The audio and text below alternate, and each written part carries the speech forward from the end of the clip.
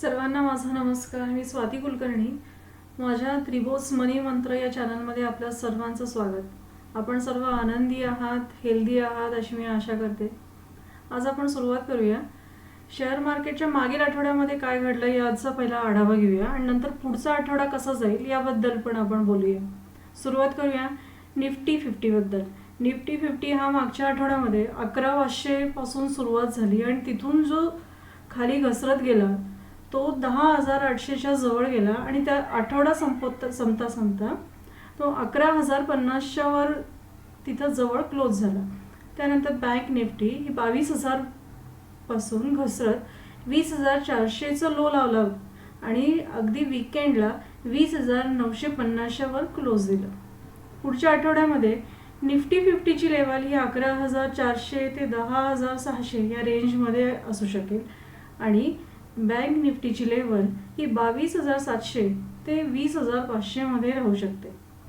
पुढच्या आठवड्यामध्ये आपण कोणत्या स्टॉककडे लक्ष द्यायचं याबद्दल आता एक बघूया.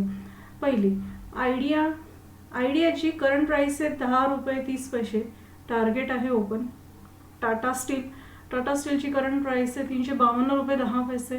Target is 380, that is 380 plus. Third is Suven pharma. Current price is 383.70, ₹383.70. Target आहे 460 प्लस. यानंतर आपण बघूया पुढच्या आठवड्यामध्ये काही अपडेट्स होणार आहेत बाहेर ज्याचा शेअर मार्केटवर ऑटोमॅटिकली इफेक्ट होत असतो, तर त्यावर आपण थोडंसं लक्ष घालूया. पहिला पॉईंट घेऊया RBI monetary policy. RBI monetary policy ही 1 ऑक्टोबरला होणार आहे. मग त्यामध्ये काय निर्णय होतो, कोणते डिसिजन घेतले जातात ते पण आपल्याला वॉचआउट करायचे, ज्याचा आपल्याला पुढचे ट्रान्झॅक्शन करताना पुढच्या वीकमध्ये नक्कीच फायदा होईल. सेकंड पॉईंट आहे ऑटो सेल डाटा. या आठवड्याच्या शेवटी ऑटो सेल्स सप्टेंबर एंडचा सगळा डेटा त्यांची आकडेवारी जाहीर करणार आहे, याचा पण आपल्याला नक्कीच फायदा होणार आहे. थर्ड पॉईंट आहे USA प्रेसिडेन्शियल इलेक्शन. USA प्रेसिडेन्शियलच्या इलेक्शन अगदी जवळ आलेले आहेत आणि याच्या पार्श्वभूमीवर FII कशा प्रकारे आपलं पोझिशन घेतात हे बघणं सुद्धा महत्त्वाचं आहे. FII म्हणजे फॉरेन इन्स्टिट्यूशनल इन्व्हेस्टर्स. त्यांच्या पोझिशनचा नक्कीच आपल्याला प्रत्येक गोष्टीमध्ये फायदा होऊ शकतो. या सगळ्या गोष्टी आम्ही आमच्या अभ्यासातनं तुमच्यासमोर मांडत आहोत.